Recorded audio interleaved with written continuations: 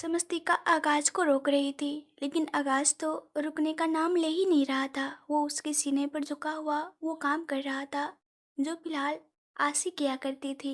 समस्तिका को आगाज के होठ अपने सीने पर जिस तरह से महसूस हो रहे थे, उसे हल्का हल्का दर्द हो रहा था और दर्द से उसकी सिसकियां निकल रही थी।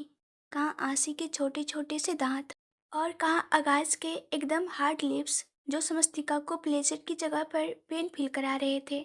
उसके हाथ आगाज के कंधों पर झुके हुए थे और उसके नाखून आगाज के कंधों पर चुभ रहे थे, लेकिन आगाज फिर भी रुक नहीं रहा था। उसने हल्का सा अपना चेहरा उठाकर समस्तिका की तरफ देखा तो समस्तिका उसे घूरने लगी। आगाज तुरंत बोला, अब तुमने ही कहा था कि मैं जानवर हूँ, तो मैं तुम्हें जानवर बनकर दिखा रहा हूँ। मेरी प्यारी छाया। उसकी बात सुनकर शमस्तिका ने उसे और भी ज्यादा घूर कर देखा और वो बोली, छोड़िए न मुझे चौहान साहब, मुझे नीचे जाना है। माना हम घर पर आ गए, लेकिन इसका मतलब ये तो नहीं कि अब आप सारा दिन मुझे यूं ही लेकर परेशान करते रहेंगे। बच्चों को भी तो देखना है ना। ये बोलते हुए उसकी सिसकियां निकल रही थी, क्योंकि आगाज एक बार फिर से अपने काम पर लग चुका था। समस्तिका ने तो अब उसे बोलना ही छोड़ दिया। तकरीबन 15 से 20 मिनट आगाज उसे यूं ही परेशान करता रहा और फिर दोनों शावर लेने लगे। समस्तिका का पूरा सीना आगाज ने एकदम से लाल कर दिया था, जैसे पता नहीं वहां पर उसने क्या ही किया हो। समस्तिका को बहुत ज्यादा दर्द भी हो रहा था, लेकिन आगाज को तो मजा आ रहा था। वो उसकी तरफ देखते हुए बोला, तुम्हें पता है, मुझे बहुत भूख लगी थी, लेकिन अब मेरी भूख एकदम से शांत हो चुकी है। अब मुझे समझ आ गया है कि अगर मुझे भूख लगे तो मुझे किचन में जाने की जरूरत नहीं है, और ना ही डाइनिंग टेबल पर मेरी भूख किसी और चीज से भी शांत हो सकती है। उसकी बात सुनकर समस्तिका उसे घूरते हुए बोली, खबरदार, अगर आपने फालतू की चीज सोची तो इस पर सिर्फ आसी का हक है। आगाज मुस्कुराया और बोला, बिल्कुल भी नहीं, ये तो अब आसी से ज्यादा मेरा है। समस्तिका हंसते हुए बोली, आप छोटे बच्चे हैं क्या? चौहान साहब, आगाज उसके चेहरे पर झुकते हुए बोला, छोटा बच्चा तो नहीं हूँ, लेकिन अपनी छाया के लिए अभी भी छोटा बच्चा हूँ, और उसके प्यार के लिए भी, और इस चीज के लिए तो मैं और भी ज्यादा छोटा बन सकता हूँ, आशी से भी ज्यादा छोटा। समस्तिका अब उसकी बातें सुनकर और भी ज्यादा हंसने लगी। उसे आगाज की निकम्मी हरकतों पर हंसी भी आ रही थी और एक अजीब सा प्यार भी आ रहा था। पता नहीं क्यों उसे भी ये चीज एक अलग सी प्लेजर सा फील करा रही थी। शावर लेते वक्त भी आगाज टिक नहीं रहा था। वो कभी उसे अपने बाहों में भरता तो कभी उसकी गर्दन पर किस करने लगता, कभी उसके बालों के साथ खेलता तो कभी उसके होठों को चूमने लगता। समस्तिका को ऐसा लग रहा था जैसे 1 साल जो वो आगाज से दूर रही है, पता नहीं आगाज उसका बदला अब किस किस तरह से लेगा। वहीं दूसरी तरफ अमांस इस वक्त मल्होत्रा इंडस्ट्रीज में आया हुआ था। वो लिफ्ट से बाहर निकला और रजत के केबिन की तरफ बढ़ गया, लेकिन जैसे ही वो केबिन के अंदर जाने लगा, एक शख्स ने उसे रोक दिया और बोला, फिलहाल रजत सर बिजी है, वो आपसे नहीं मिल सकते। अमांस तुरंत बोला, ऐसे कैसे नहीं मिल सकते, उनसे कहो कि अमांस चौहान आया है और वो उनसे मिलना चाहता है, ज़रा इमरजेंसी है। वो शख्स जो रजत का पर्सनल असिस्टेंट था, वो तुरंत बोला, लेकिन मैंने कहा ना, अभी वो बिजी है। जब उन्हें आपसे मिलना होगा तो वो खुद आपको कॉल करके अपने पास बुला लेंगे। प्लीज़ आप उन्हें डिस्टर्ब मत कीजिए और यहाँ से चले जाइए। अमांस गुस्से से बोला, क्या मतलब है तुम्हारा कि मैं यहाँ से चला जाऊँ? तुम होते कौन हो मुझे ये कहने वाले? वो शख्स ललित जल्दी से बोला, मैं रजत सर का पर्सनल असिस्टेंट हूँ और मुझे पता है वो कब बिजी है और कब फ्री है, वो किससे मिलना चाहते हैं और किससे नहीं। वो आपसे नहीं मिलना चाहते तो क्यों आप जबरदस्ती कर रहे हैं? मैंने कहा ना, आप चुपचाप यहाँ से चले जाइए, वरना मुझे गार्ड्स को बुलाना पड़ेगा और फिर वो आपको धक्के मारकर बाहर निकालेंगे। मुझे नहीं लगता आप अपनी इंसल्ट करवाना चाहेंगे। अमांस गुस्से से कांपते हुए बोला, तुम्हें तो मैं छोड़ूंगा नहीं, सबसे पहले तो मैं तुम्हें यहाँ से बाहर निकालूंगा। ये बोलते हुए वो रजत के कैबिन का दरवाजा खोलने लगा, लेकिन इस बार ललित ने उसे जोर से धक्का दे दिया। अमांस गुस्से से चिल्लाया, तुम्हारी हिम्मत कैसे हुई? ये बोलकर उसने ललित का गिरेबान पकड़ लिया और उसे जोर से दीवार से लगाया तो उसकी आवाज़ सुनकर अंदर कैबिन में बैठे रजत की आंखें बड़ी हो गई। वो तुरंत अपने कैबिन से बाहर निकलकर आया तो उसकी नज़रें अमांस पर गई जो गुस्से से ललित को घूर रहा था और उसके चेहरे पर पंच जड़ने वाला था। लेकिन तभी अचानक से रजत ने आकर उसका हाथ रोक लिया और बोला, ये सब क्या हो रहा है? अमांस ने जैसे ही उसे देखा वो गुस्से से बोला, कैसे नौकर रखे हैं तुमने अपने पास जिन्हें किसी से बात करने की तमीज नहीं है? मैं तुमसे मिलने आया था और ये इंसान मुझे कहता है कि ये मुझे यहाँ से बाहर निकलवाएगा, गार्डों को बुलाएगा। इसे तो मैं छोड़ूंगा नहीं। सबसे पहले तो तुम इसे जॉब से निकालो। रजत उसकी तरफ देखते हुए बोला, और तुम कौन होते हो ये डिसाइड करने वाले कि मुझे किसे जॉब से निकालना है और किसे नहीं? उसकी बात सुनकर अमांस हैरान रह गया। वो तुरंत बोला, ये तुम मुझे बोल रहे हो ये जानते हुए कि तुम्हारे इस पर्सनल असिस्टेंट ने मेरे साथ कितनी बदतमीजी की है? तुम मुझे सुना रहे हो? इसे जॉब से निकालने की बजाय तुम मुझसे लड़ रहे हो। रजत व्यंग से मुस्कुराया और बोला, तुमसे किसने कहा कि मैं तुमसे लड़ रहा हूँ? रजत मल्होत्रा का एक स्टैंडर्ड है, वो लड़ाई भी उनसे करता है जो उसके लेवल के हो। लेकिन तुम जैसे भिखारियों को तो वो एक नज़र देखता तक नहीं है, लड़ना तो दूर की बात। उसकी बात सुनकर अमांस के होश उड़ गए। वो यहाँ पर रजत की मदद लेने आया था, लेकिन रजत उसे इस तरह से जलील करेगा इस बात की उम्मीद उसे नहीं थी। अगले ही पल अब उसने रजत का गिरेबान पकड़ लिया और गुस्से से गरजते हुए बोला, तेरी हिम्मत कैसे हुई मेरे बारे में ये सब बोलने की? रजत ने उसे धक्का देकर खुद से अलग किया और बोला, तेरी हिम्मत कैसे हुई मेरा गिरेबान पकड़ने की? अपनी औकात में रह। जब तेरे पास चौहान इंडस्ट्रीज की पावर थी तो तू मेरे सामने खड़े होने के लायक था, मेरे सामने बैठने लायक था। लेकिन अब तेरी औकात नहीं है मेरे सामने भी आने की, इसलिए अपनी आवाज़ थोड़ी नीचे रख, वरना मेरा असिस्टेंट नहीं बल्कि मैं तुझे धक्के मारकर यहाँ से बाहर निकलवाऊंगा। अमांस की हैरानी अब और भी ज़्यादा बढ़ गई, लेकिन उसके चेहरे पर व्यंग भरी मुस्कुराहट भी आ गई। वो तुरंत बोला, मतलब तुम भी सिर्फ इसलिए मेरे साथ थे क्योंकि चौहान इंडस्ट्रीज की पावर मेरे पास थी? रजत हंसा और बोला, तो और तुम्हारे पास ऐसा क्या है जो रजत मल्होत्रा तुमसे दोस्ती करेगा? उसकी बात सुनकर अमांस उसकी तरफ देखता रह गया, लेकिन फिर वो अचानक से हंसा और बोला, मेरे पास जो है ना वो तुम्हारी सोच से बहुत दूर है। अपनी बहन के बारे में तो तुम जानते ही हो, लेकिन ये नहीं जानते कि जिस वजह से तुम लोगों ने उसे धक्के मारकर घर से बाहर निकाला था ना, वो वजह मैं हूँ। वो प्रेग्नेंट थी ना, इसलिए तुम लोगों ने उसे घर से बाहर निकाल दिया था, उससे सारे रिश्ते तोड़ दिए थे। लेकिन क्या तुम जानते हो वो उस वक्त किसके बच्चे की माँ बनने वाली थी? उसके सवाल पर रजत की आंखें बड़ी हो गई। हालांकि उन लोगों ने समस्तिका को घर से इसलिए निकाला था क्योंकि समस्तिका बिना शादी के माँ बनने वाली थी, लेकिन सिर्फ यही रीजन नहीं था समस्तिका को घर से बाहर निकालने का। रजत को डर था कि कहीं समस्तिका के मॉम डैड सारी प्रॉपर्टी समस्तिका के नाम न करवा दे, इसलिए उसने उस पर अपने मॉम डैड को और भी ज़्यादा भड़काया था। हालांकि समस्तिका की मॉम उसकी सौतेली मॉम थी, लेकिन वो भी समस्तिका के खिलाफ हो चुकी थी और उन्होंने भी रजत की बातों में आकर समस्तिका को ना सिर्फ घर से बल्कि अपनी ज़िंदगी से भी बाहर निकाल दिया था, क्योंकि रजत की मॉम जिंदा नहीं थी। ऐसे में रजत ने समस्तिका की मॉम के दिल में अपने लिए एक अलग ही जगह बनाई हुई थी, और वैसे भी बेटी की चाह में वो समस्तिका से पहले ही दूर हो चुकी थी। रजत गुस्से से बोला, मतलब समस्तिका को बिना शादी किए प्रेग्नेंट करने वाला तू था? अमांस के चेहरे पर डेविल स्माइल आ गई। वो तुरंत बोला, हाँ मैं ही था, और पता है वो बच्चा कहाँ गया? वो बच्चा वही है जो समस्तिका अपने साथ लेकर घूम रही है, उसका आस्तिक। उन्होंने मुझे बेशक से चौहान इंडस्ट्रीज से निकाल दिया, लेकिन भूलो मत कि उस घर का वारिस जिसकी रगों में मेरा खून दौड़ रहा है, उस पर मेरा हक है।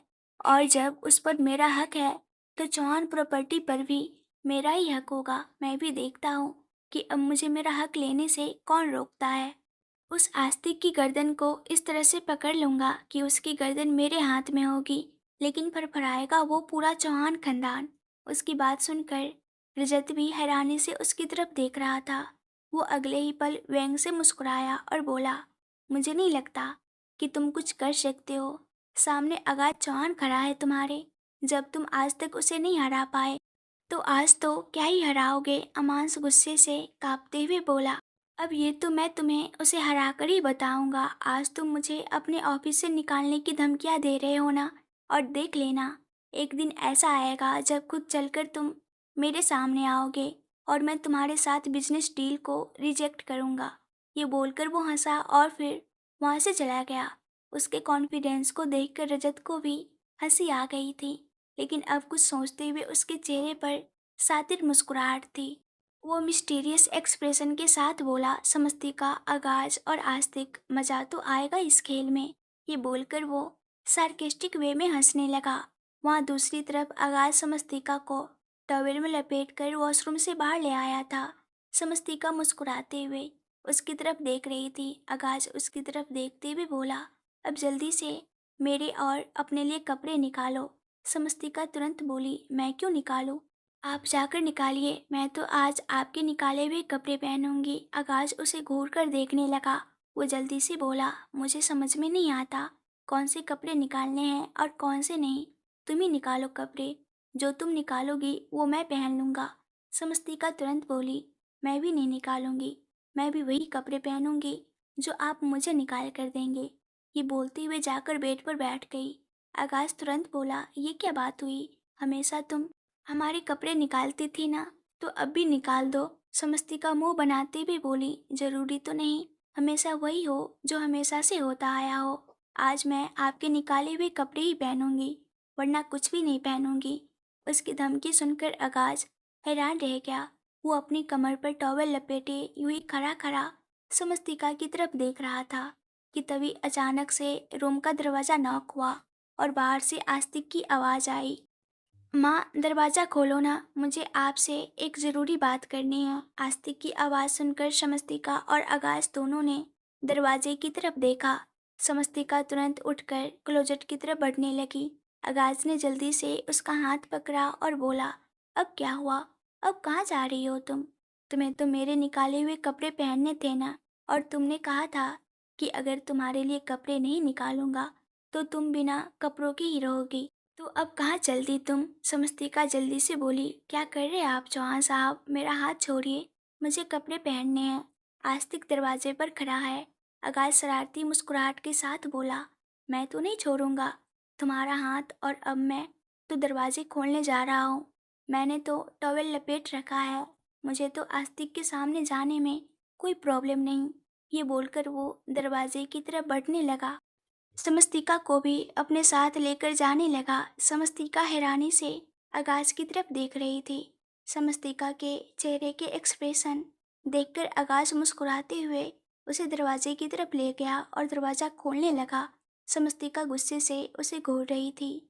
आगाज दरवाज़ा खोलते हुए बोला, अब मज़ा आएगा। समस्तिका ने तुरंत उसका हाथ पकड़ा और बोली, क्या कर रहे हैं आप पागल हो गए हैं क्या, जो आस्तिक के सामने ऐसे जाएंगे? चलो, आपका क्या है, आप तो चले भी जाएंगे, लेकिन मैं उसके सामने ऐसे जा सकती हूँ क्या चौहान साहब? आगाज हल्का सा मुस्कुराया और बोला, ये तो तुम्हें पहले सोचना चाहिए था, जब तुम मेरे सामने नखरे दिखा रही थी। कहा था मैंने तुमसे क्लोजेट से कपड़े निकाल दो, लेकिन तुमने नहीं निकाल कर दिए। समस्तिका तुरंत बोली, गलती हो गई मुझसे, जो मैं आपसे पंगे ले बैठी, बिना ये सोचे कि आप तो एक नंबर के बेशर्म हैं। अपनी बात मनवाने के लिए कुछ भी कर सकते हैं। आगाज मुस्कुराया और बोला, वो तो मैं हूँ, अब मुझे दरवाज़ा खोलने दो, शायद हट जाओ यहाँ से। ये बोलकर उसने तुरंत एक बार फिर से दरवाजे पर अपना हाथ रख दिया। समस्तिका गुस्से से बोली, खबरदार, आपने दरवाज़ा खोला तो। आगाज मुस्कुराया और बोला, मैं तो खोलूँगा। समस्तिका तुरंत बोली, क्या चाहिए आपको? आगाज और भी ज़्यादा मुस्कुराते हुए बोला, बड़ी समझदार हो गई हो तुम। समस्तिका ने उसे घूर कर देखा। अगले ही पल आगाज ने उसे पीछे दीवार से लगा दिया और उसके ऊपर झुकते हुए बोला, वैसे तो तुम्हारे प्यार पर पूरा मेरा हक है, लेकिन अगर एक मस्त सी स्मूच कर दो तो मैं ये दरवाज़ा नहीं खोलूँगा। समस्तिका तुरंत बोली, जितना मर्जी रोमांस कर लो, आपका पेट नहीं भरता है ना? आगाज जल्दी से बोला, सिर्फ एक दिन हुआ है हमें रोमांस करते हुए, उससे पहले पूरा 1 साल मैंने वनवास काटा है, अब उसका हिसाब किताब तो मुझे लेना पड़ेगा ना। समस्तिका तुरंत बोली। और अगर मैं ऐश्मोच ना करूँ तो? आगाज मुस्कुराया और बोला, फिर मैं दरवाज़ा खोल दूंगा। समस्तिका उसकी बात सुनकर मुस्कुराने लगी। आगाज तुरंत बोला, जल्दी करो, कहीं ऑफर खत्म ना हो जाए। फिर मुझे मत कहना कि आपने दरवाज़ा क्यों खोल दिया। समस्तिका मुस्कुराते हुए बोली, नहीं कहूँगी। आगाज हैरानी से बोला, मतलब? समस्तिका ने उसकी गर्दन पर अपनी बाहें लपेट दी और बोली, इतने भी मासूम नहीं हैं आप चौहान साहब कि आपको मेरी बात का मतलब समझ ना आए। मतलब बिल्कुल साफ है। आप चाहे तो दरवाज़ा खोल सकते हैं। इनफैक्ट आप क्या, मैं खुद दरवाज़ा खोल देती हूँ। ये बोलकर उसने आगाज के सीने पर अपने हाथ सरकाते हुए उसे अपनी बाहों से आज़ाद किया और फिर दरवाजे की तरफ घूम गई। जैसे ही उसने दरवाजे पर अपना हाथ रखा और दरवाजे खोलने को हुई, आगाज ने तुरंत उसकी कमर से पकड़ उसे गोल घुमाया और अगले ही पल उसकी पीठ को दरवाजे से लगा दिया। समस्तिका की सांस सांस गहरी हो गई और वो एकटक आगाज की तरफ देखने लगी, जो खुद गहरी गहरी सांसें ले रहा था और उसका चेहरा समस्तिका के चेहरे पर पूरी तरह से झुका हुआ था। समस्तिका उसकी तरफ देखते हुए बोली, क्या हुआ चौहान साहब, आपने दरवाज़ा नहीं खोला? बाहर से आस्तिक की आवाज़ आ रही है। वो क्या सोचेगा हमारे बारे में?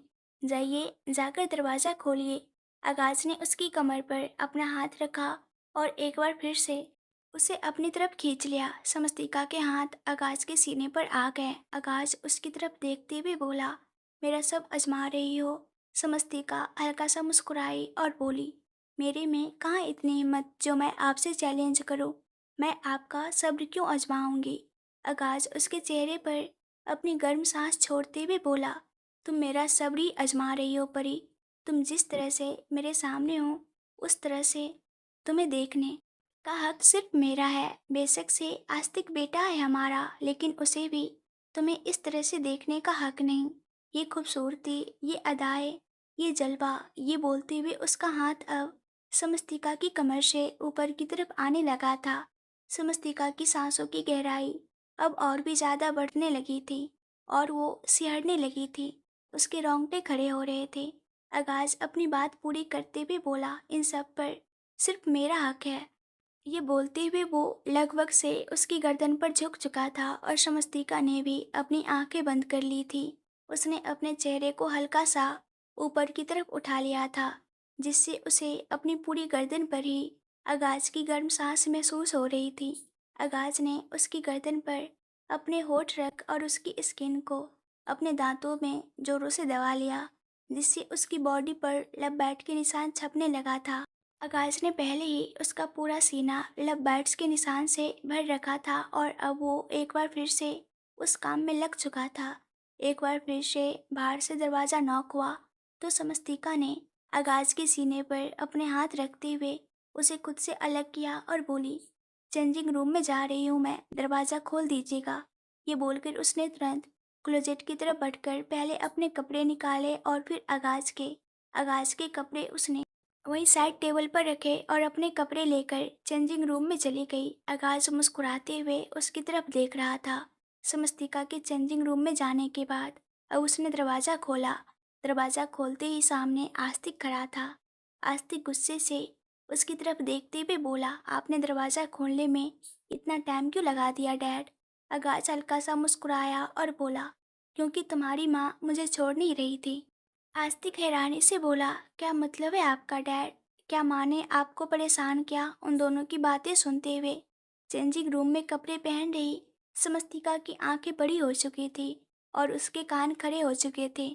आस्तिक का सवाल सुनकर आगाज बेचारा सा मुंह बनाते हुए बोला, मैं क्या ही कहूँ आपसे बेटा कि आपकी माँ मुझे कितना परेशान करती है। आपकी माँ आपके सामने तो बहुत अच्छी है, लेकिन मेरे सामने वो किसी जंगली बिल्ली से कम नहीं है। आस्तिक हैरानी से बोला, क्या माँ किसी जंगली बिल्ली से कम नहीं है? क्या वो जंगली बिल्ली बन जाती है? आगाज ने अपना चेहरा हाँ में हिलाया। अंदर चेंजिंग रूम में खड़ी समस्तिका ने गुस्से से अपनी मुठिया कस ली। उसने जल्दी से अपने कपड़े पहनना शुरू किया। आस्तिक तुरंत बोला, लेकिन ऐसा नहीं हो सकता है डैड, माँ जंगली बिल्ली नहीं बन सकती, वो बहुत अच्छी है। आगाज झट से बोला, मैं जानता था तुम्हें मेरी बातों पर यकीन नहीं होगा, इसलिए मैं तुम्हें प्रूफ दिखाना चाहता हूँ। ये देखो प्रूफ। ये बोलते हुए उसने अपने सीने पर रखा हुआ अपना हाथ हटाया तो आस्तिक उसके सीने की तरफ हैरानी से देखने लगा, जहाँ पर गहरे लाल निशान थे जो ऐसे लग रहे थे जैसे सच में किसी जंगली बिल्ली ने आगाज की चेस्ट को नोचा हो। आस्तिक सच में हैरान रह गया। वो तुरंत बोला, मुझे यकीन तो नहीं होता कि माँ ऐसा कर सकती है, लेकिन इन निशानों को देखकर ऐसा लगता है जैसे शायद गलती से उन्होंने ये कर दिया होगा। आगाज मुंह बनाते हुए बोला, तुम्हें अभी भी मेरी बातों पर यकीन नहीं? आस्तिक जल्दी से बोला, ऐसा नहीं है डैड, मैं बस ये कह रहा हूँ कि हो सकता है ना माँ से गलती। उसकी बात पूरी होती उससे पहले ही समस्तिका चेंजिंग रूम से बाहर की तरफ आई और बोली, आपके डैड आपको बता रहे हैं कि मैं जंगली बिल्ली बन जाती हूँ, लेकिन आपके डैड ने आपको ये नहीं बताया कि वो कभी कभी भूखे शेर बन जाते हैं। आगाज की बातों से तो आस्तिक सिर्फ हैरान था, लेकिन समस्तिका की बातों से तो जैसे उसका दिमाग घूम गया था। आगाज तुरंत समस्तिका की तरफ देखते हुए बोला, मैंने कब तुम्हें भूखे शेर की तरह नोचा? समस्तिका मुंह बनाते हुए बोली, जब मैंने आपको जंगली बिल्ली की तरह नोचा। आकाश और समस्तिका दोनों आपस में लड़ रहे थे और आस्तिक हैरानी से उन दोनों की तरफ देख रहा था। उसने समस्तिका को कभी इस तरह से लड़ते हुए नहीं देखा था। समस्तिका गुस्से से आकाश की तरफ देखते हुए बोली, मैंने कभी आपको जंगली बिल्ली की तरह नहीं नोचा। आकाश जल्दी से बोला, तो मैंने भी तुम्हें कभी भूखे शेर की तरह नहीं नोचा, लेकिन तुम्हारे जंगली बिल्ली बनने के प्रूफ है मेरे पास। समस्तिका तुरंत बोली, कैसे प्रूफ? आकाश ने अपने सीने की तरफ इशारा किया और अपने सीने पर जोर से अपना हाथ मारने लगा, जैसे अपना सीना ठोक कर बोल रहा हो कि हाँ उसके पास प्रूफ है। आस्तिक उन दोनों के बीच आते हुए बोला, मुझे डैड ने अपने प्रूफ दिखा दिए हैं माँ। अगर आपके पास प्रूफ है तो आप भी दिखा दीजिए, फिर पूरा पता चल जाएगा कि डैड भूखे शेर की तरह आपको नोचते हैं या नहीं। उसकी बात सुनकर समस्तिका हैरान रह गई। आगाज जल्दी से मुस्कुराहट के साथ बोला, हाँ हाँ दिखाओ प्रूफ। क्या प्रूफ है तुम्हारे पास? मैंने तो रियलिटी प्रूफ की है, अब तुम भी प्रूफ दो। समस्तिका तिरछी नजरों से देख रही थी। अभी थोड़ी देर पहले वही था जो बोल रहा था कि उसे देखने का हक सिर्फ और सिर्फ आगाज को है, और अब वो उसे प्रूफ देने की बात कह रहा था। उसके चेहरे पर हल्की सी मुस्कुराहट आ गई। वो तुरंत बोली, मेरे पास कोई प्रूफ नहीं है। आगाज खुश होते हुए बोला, अब जब तुम्हारे पास प्रूफ नहीं है तो ये साबित हो चुका है कि तुम जंगली बिल्ली हो, ना कि मैं भूखा शेर। और अब से मैं तुम्हें जंगली बिल्ली ही कहूँगा, और आस्तिक तुम भी अपनी माँ को माँ नहीं बल्कि जंगली बिल्ली ही कहोगे। समस्तिका हैरानी से बोली, क्या कर रहे आप चौहान साहब? बच्चे को कोई ऐसी चीज़ सिखाता है क्या? वो मुझे माँ ही बोलेगा, कोई जंगली बिल्ली नहीं कहेगा वो मुझे। आगाज गुस्से से बोला, ऐसे कैसे नहीं कहेगा? अभी अभी मैंने तुम्हें जंगली बिल्ली प्रूफ किया है। समस्तिका गुस्से से मुंह बनाते हुए बोली, खबरदार, अगर आपने आस्तिक से मुझे जंगली बिल्ली कहलाया तो अभी तक मैंने आपको नहीं नोचा, लेकिन अब मैं पीछे नहीं हटूंगी। आस्तिक एक बार फिर से उन दोनों को लड़ते हुए देख रहा था और अब उसे पछतावा हो रहा था कि वो यहाँ पर आया ही क्यों।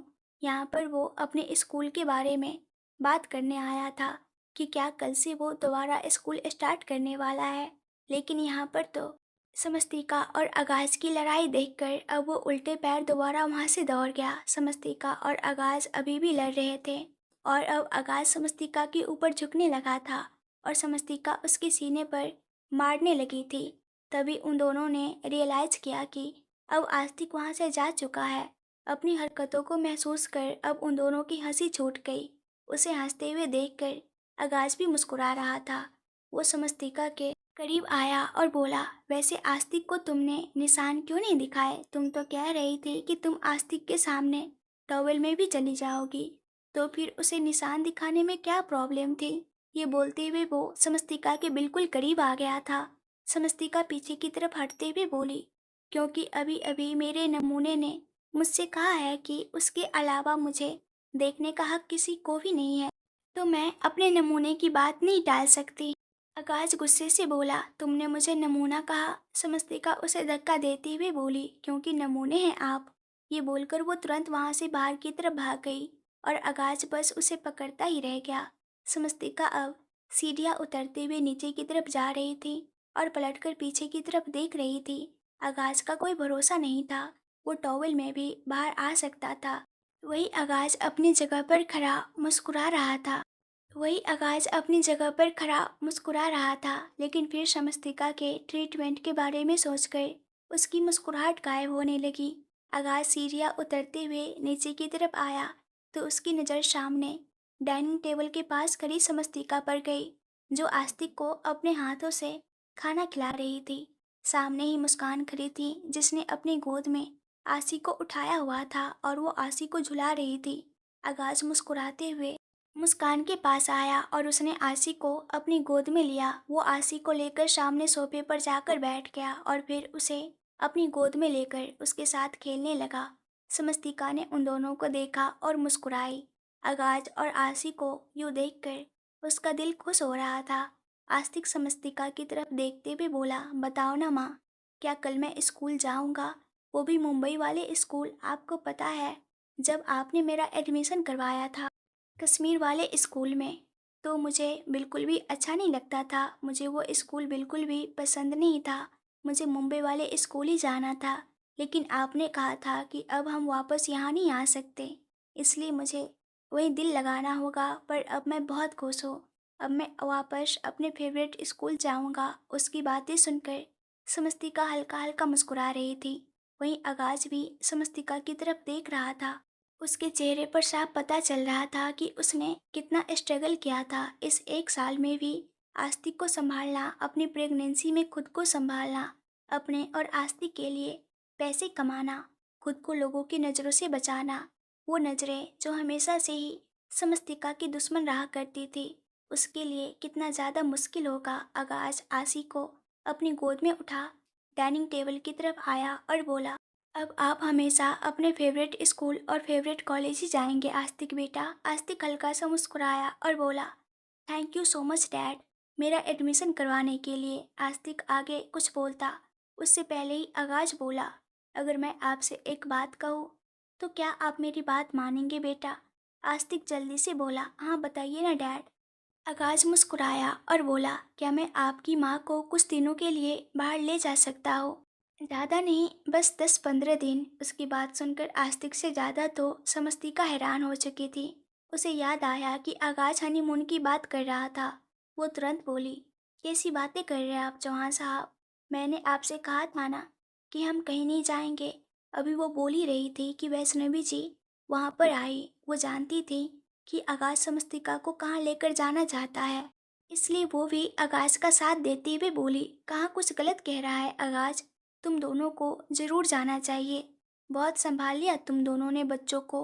अब उनकी जिम्मेदारी तुम मुझे दो और तुम जाओ आगाज के साथ। समस्तिका हैरानी से उनकी तरफ देखते हुए बोली, कैसी बात कर रही है माँ आप? मैं भला कैसे इन दोनों को छोड़कर जा सकती हूँ? अभी अभी आसी का इतना बड़ा ऑपरेशन हुआ है, मैं उसे छोड़कर नहीं जा सकती। और आस्तिक आस्तिक को भी हमारी ज़रूरत है। प्लीज़ चौहान साहब, आप ये सब बातें मत कीजिए। मैं इन दोनों को छोड़कर कहीं नहीं जाऊंगी। आगाज और वैष्णवी जी दोनों एक दूसरे की तरफ देख रहे थे। समस्तिका को मनाना मुश्किल होगा, ये बात वो बहुत अच्छी तरह से जानते थे। मुस्कान हल्का सा मुस्कुराई और बोली, क्यों, तुम क्यों नहीं जा सकती? तुम आसी को मेरे पास छोड़कर काम के लिए भी तो जाती थी ना। तो बस सोच लो कि 2-4 दिन के लिए तुम्हें जाना है और फिर जल्दी से तुम वापस आ जाओगी। तब तक मैं हूं ना, मैं आस्तिक और आसी दोनों को संभाल लूंगी। समस्तिका तुरंत बोली, वो बात अलग थी। उस वक्त मेरा जॉब पर जाना मेरी ज़रूरत थी, लेकिन अब ऐसी कोई ज़रूरत नहीं है। मैंने कह दिया ना कि मैं कहीं नहीं जाऊंगी, मतलब कहीं नहीं जाऊंगी। अपने दोनों बच्चों को छोड़कर तो बिल्कुल भी नहीं। और खबरदार चौहान साहब, अगर आपने दोबारा ऐसी बात भी की तो। ये बोलते हुए उसकी आंखों में नमी तैर गई थी और वो रोते हुए तुरंत अपने रूम में भाग गई थी। वैष्णवी जी और आकाश दोनों के चेहरे पर मायूसी झलकने लगी। आस्तिक का जवाब तो अब कोई मैटर ही नहीं करता था। मुस्कान आगाज की तरफ देखते हुए बोली, वैसे बात तो समस्तिका की भी सही है। अगर आप लोगों का जाना जरूरी नहीं हो तो आप कुछ दिन बाद चले जाइएगा। आकाश उसकी तरफ देखते हुए बोला, मुझे तुमसे कुछ बात करनी है। मुस्कान ने सवालिया नज़रों से उसे देखा और फिर कुछ देर बाद आगाज और मुस्कान दोनों एक दूसरे के आमने सामने खड़े थे। आगाज के चेहरे पर मायूसी थी और मुस्कान की आंखों से आंसू बह रहे थे। आगाज उसे सब कुछ बता चुका था। मुस्कान रोते हुए बोली, वो दिन कब आएगा आगाज जी, जब मेरी समस्तिका की जिंदगी में सिर्फ खुशियाँ ही खुशियाँ होंगी? कब उसकी ज़िंदगी के सारे इम्तिहान ख़त्म होंगे? कब उसकी ज़िंदगी से ये सारी तकलीफ़ें और सारे दुख जाएंगे? क्या ऐसा कोई दिन नहीं आएगा जब मेरी समस्तिका पूरी तरह से खुश होगी? आकाश तुरंत बोला, क्यों नहीं आएगा? बहुत जल्दी आएगा, इसलिए तो उसे दुबई लेकर जा रहा हो, ताकि वहाँ पर उसका अच्छे से ट्रीटमेंट करवा सकूँ। मुस्कान तुरंत बोली, लेकिन वो तो दुबई जाने से ही मना कर रही है। उसे लग रहा है कि आप उसे हनीमून पर लेकर जा रहे हैं, शायद इसलिए वो नहीं जा रही। आपको उसे सच बताना होगा आगाज जी, तभी वो आपके साथ जाएगी। आगाज तुरंत बोला, लेकिन मैं उसे सच कैसे बता सकता हूँ? अगर उसे सब कुछ पता चलेगा तो उसका ब्रेक डाउन होगा। कितनी तकलीफ होगी उसे, पता नहीं कैसा फील करेगी वो, उसे संभाल पाऊंगा या नहीं। मुझे डर लग रहा है, अगर उसकी हिम्मत टूट गई तो। आज तक उसने हर प्रॉब्लम को फेस किया, लेकिन अब अगर वो हार गई तो। मुस्कान मुस्कुराई और बोली, मुझे लगा था आप समस्तिका को बहुत अच्छी तरह से समझते हैं आगाज जी, लेकिन अभी थोड़ी कमी बाकी है। आगाज सवालिया नज़रों से उसे देखने लगा।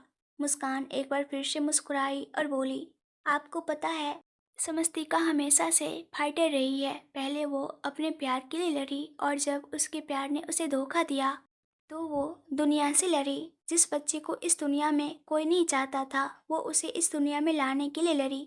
उसे जिंदा रखने के लिए एक बार फिर से दुनिया से लड़ी, अपनी किस्मत से लड़ी। उसके सामने हजारों मुसीबतें आई, लेकिन वो उन सब से लड़ी। क्या कुछ नहीं हुआ उसके साथ, लेकिन फिर भी उसने उम्मीद नहीं छोड़ी। जब वो आपके पास आई तो आपसे भी लड़ी, आपको समझाने की कोशिश की कि जैसा आप उसे समझ रहे हैं वो वैसी नहीं है। बेशक से उस वक्त वो ये लड़ाई हार गई हो, लेकिन आखिर में तो जीत उसकी हुई ना। आपने उसके बारे में जाना, उसे ढूंढने की कोशिश की, इतना ही काफ़ी है। पर शायद किस्मत की लड़ाई अभी बाकी थी। वो एक बार फिर से अपने एक बच्चे के लिए लड़ी, अकेले उसे इस दुनिया में लेकर आई। उसे संभालने में आसी को पैदा करते वक्त कितनी प्रॉब्लम हुई थी, लेकिन उसने हिम्मत नहीं हारी। बहुत सारी लड़कियां होती है आगाज जी, जिनके साथ उनके बॉयफ्रेंड धोखा कर देते हैं, लेकिन अगले दिन वो लड़कियां उस धोखे को भूल जाती है। अगर कोई प्रेग्नेंट है तो दवाइयाँ खा लेती हैं और अपनी कोख में पल रहे बच्चे को उसी धोखे के साथ खत्म कर देती है। 4 महीने का प्यार लोग 4 दिन में भूल जाते हैं, लेकिन यहाँ हमारी समस्ती का कुछ दिनों का प्यार पूरे 4 साल याद करती रही। प्यार की एक उम्मीद में वो उस जिंदगी को जीती रही जो किसी के लिए भी मौत से बदतर होगी। और ऐसे में आपको लगता है कि समस्तिका इस चीज़ से डर जाएगी, वो ज़िंदगी के इस इम्तिहान से हार जाएगी? बिल्कुल भी नहीं। मैं जानती हूँ मेरी समस्तिका को। देखना, वो कहेगी कि कब जाना है ट्रीटमेंट के लिए, बताइए मुझे चौहान साहब, मैं तैयार हूँ। उसकी बात सुनते हुए आगाज की आंखों में नमी तैर गई। वो कमज़ोर नहीं था, लेकिन बात जब उसकी परी पर आई तो शायद वो डर गया था। लेकिन अब मुस्कान की बातें सुनकर उसे हिम्मत मिल रही थी। उसे महसूस हो रहा था कि हाँ, शायद वो ये कर सकता है। वो अपनी समस्तिका को सच बताकर भी अपने साथ दुबई लेकर जा सकता है। वो मुस्कान की तरफ देखते हुए बोला, थैंक यू। मुस्कान ने हैरानी से उसकी तरफ देखा और बोली, लेकिन किस बात के लिए? आगाज हल्का सा मुस्कुराया और बोला, मुझे मेरी समस्तिका से रूबरू करवाने के लिए। उसकी बात सुनकर मुस्कान रोते रोते हंसती थी। आकाश अब तुरंत वहां से चला गया और मुस्कान समस्तिका के बारे में सोचते हुए बोली, कहते हैं खुदा तो सबका अपना होता है, जिसका कोई नहीं होता उसका खुदा होता है। उस खुदा के बच्चे हैं हम। पर पता नहीं क्यों तुम्हें देखकर ऐसा लगता है जैसे उस खुदा ने भी तुमसे बैर ही निकाला है समस्तिका। वो खुदा जिसके लिए लोग कहते हैं कि उसका दिल मासूम सा है, वो तुम्हारे लिए पत्थर दिल निकला समस्तिका। वो तुम्हारे लिए पत्थर दिल निकला। ये बोलते हुए उसकी आंखों से आंसू बह रहे थे। वही आगाज वापस अपनी परी के पास आया, क्योंकि उसे परी से बात करनी थी। लेकिन जैसे ही वो कमरे में आया, बिस्तर पर बैठी समस्तिका ने अपना चेहरा दूसरी तरफ घुमा लिया। उसकी नाराजगी देखकर आगाज हल्का सा मुस्कुराया। बेशक वो इस वक्त बहुत ज़्यादा नर्वस और बहुत ज़्यादा अजीब सा फील कर रहा हो, लेकिन उसने समस्तिका के सामने अपने आप को खुद को नॉर्मल रखा हुआ था। वो बिस्तर पर आकर बैठा और समस्तिका की तरफ देखते हुए बोला, आई एम सो सॉरी परी, लेकिन मैं तुम्हें परेशान नहीं करना चाहता हूँ, ना ही तुम्हें हर्ट करना चाहता हूँ। अच्छा चलो ठीक है, उस बात को छोड़ो। अगर तुम्हें हनीमून पर नहीं जाना तो हम नहीं चलेंगे, लेकिन प्लीज़ अब तो मेरी बात ध्यान से सुनो। मुझे तुमसे एक इम्पोर्टेंट। अभी वो बोल ही रहा था कि समस्तिका अपनी जगह से उठी और आगाज की तरफ देखते हुए बोली, प्लीज़ मुझे थोड़ी देर के लिए अकेला छोड़ दीजिए चौहान साहब, मुझे फ़िलहाल आपसे कोई बात नहीं करनी। ये बोलकर वो बाहर की तरफ जाने लगी। आगाज ने जल्दी से उसका हाथ पकड़ा और बोला, इतनी नाराज़ हो मुझसे कि मुझसे बात भी नहीं करोगी? समस्तिका ने पलटकर उसकी तरफ देखा और बोली, बात नाराज़गी की नहीं है चौहान साहब, बात बच्चों की है। आप बच्चों को छोड़कर जाने की बात कर भी कैसे सकते हैं? मुझे तो यही समझ में नहीं आ रहा। आप पूरे 1 साल बाद बच्चों से मिल रहे हैं, लेकिन आपको बच्चों की कोई फिक्र है ही नहीं। हाँ मानती हूँ, बच्चों से बहुत प्यार करते हैं, इस बात पर कोई शक नहीं कर रही, लेकिन अगर आप उनसे इतना प्यार करते हैं तो आप उन्हें छोड़कर जाने की बात कैसे कर सकते हैं? मुझे ये समझ में नहीं आ रहा। हनीमून पर तो हम कभी भी जा सकते हैं, और कैसा हनीमून? मुझे तो आपकी बातें ही समझ में नहीं आ रही है। हनीमून उनका होता है जिनकी नई नई शादी हो। हम लोगों की शादी के 2 साल होने को आए हैं। इस वक्त हमारी प्रायोरिटी सिर्फ और सिर्फ हमारे बच्चे होने चाहिए और कुछ नहीं। आगाज उसकी तरफ देखते हुए बोला, हाँ मैं तुम्हारी बात मान रहा हूँ, लेकिन अब तुम मेरी दूसरी बात तो सुनो। समस्तिका ने अपना हाथ उससे छुड़ाया और बोली, नहीं, मुझे अभी आपकी कोई बात नहीं सुननी। मुझे आशी के पास जाना है। आपके चक्कर में मैंने आशी के साथ जरा भी टाइम स्पेंड नहीं किया। आपके सख्त गुस्से के चलते मैं उसे भी यूं ही छोड़कर ऊपर आ गई। अब आप यहीं पर बैठे रहिए, मैं जा रही हूँ अपनी आशी के पास। आप जाइए जहाँ पर आपको जाना है, मुझे आपके साथ कहीं नहीं जाना। ये बोलकर वो मुंह बनाते हुए वहाँ से चली गई। और उसके जाने के बाद आगाज ने अपने सिर पर अपना हाथ रख लिया। वो एक बार फिर से सोच में पड़ चुका था कि अब वो करे तो करे क्या। तभी उसके दिमाग में एक ख्याल आया। वो हल्का सा मुस्कुराया और बोला, जब आइडिया मुस्कान ने दिया है तो सॉल्यूशन भी मुस्कान ही देगी। ये बोलकर वो तुरंत रूम से बाहर निकला और वापस नीचे की तरफ आया, जहाँ पर अब समस्तिका आशी के साथ खेल रही थी। लेकिन जब उसने आगाज को देखा तो तुरंत आशी को लेकर वैष्णवी जी के रूम में चली गई। आगाज उसे देखते हुए हल्का सा मुस्कुराया और बोला, तुम यही हरकतें करती अच्छी लगती हो परी। पता नहीं अपनी बीमारी के बारे में सुनकर तुम कैसे रिएक्ट करोगी। मेरा दिल अभी से डर रहा है, लेकिन आई नो तुम बहुत स्ट्रोंग हो। मेरी परी बहुत बहुत स्ट्रोंग है। ये बोलकर वो हल्का सा मुस्कुराया और फिर मुस्कान फिर उनकी तरफ बढ़ गया। मुस्कान अपने कपड़े समेट रही थी। जैसे ही दरवाजे पर आगाज ने नॉक किया, उसने तुरंत दरवाजे की तरफ देखा। आगाज इजाज़त लेते हुए बोला, अंदर आ सकता हो? मुस्कान जल्दी से बोली, हाँ हाँ क्यों नहीं आगाज जी, आइए ना। आगाज उसके सामने आकर खड़ा हुआ और बोला, क्या तुम मुझ पर एक फेवर करोगी? मुस्कान ने जल्दी से पूछा, कैसा फेवर? आगाज ने उससे कुछ कहा जिसे सुनकर मुस्कान के चेहरे पर मिक्स्ड एक्सप्रेशन थे। वो तुरंत बोली, ओके मैं ये काम कर दूंगी। आगाज मुस्कुराया और तुरंत रूम से बाहर चला गया। वही समस्तिका वैष्णवी जी के रूम से बाहर आ चुकी थी। जब आगाज उसके पीछे पीछे नहीं आया तो वो हैरान हुई, और जब उसने आगाज को मुस्कान के रूम से बाहर निकलते हुए देखा तो उसकी हैरानी और भी ज़्यादा बढ़ गई।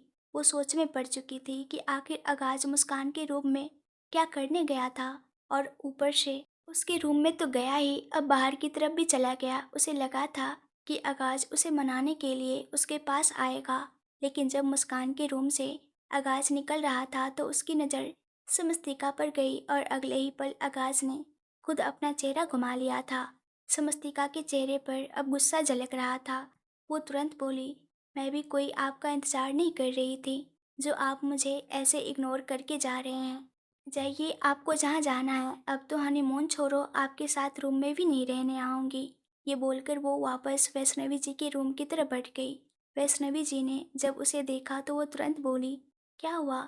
समस्तिका फटाक से बोली, मुझे एक नया रूम चाहिए, मुझे नहीं रहना चौहान साहब के साथ।